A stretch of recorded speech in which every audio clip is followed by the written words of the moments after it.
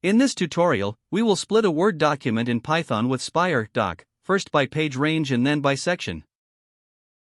Spire.Doc supports both page-based extraction and section-based cloning. Use page ranges when the split is about length, and use sections when the source document already has logical chapter breaks. Start with Spire.Doc for Python, then import the document classes. The same setup works for both the page range and section splitting examples. The workflow is simple: load the source document, choose a split rule, create each output part, and close the documents after saving. For page-based splitting, extract pages creates a new document from a start page and count.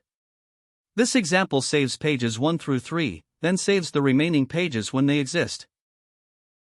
When the document is already organized with section breaks, loop through the sections and clone each one into a new document.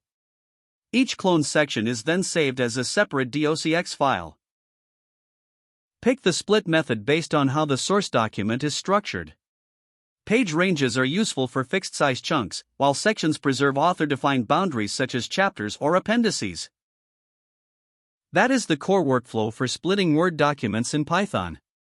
Use page extraction for fixed ranges, and section cloning for document-aware splits.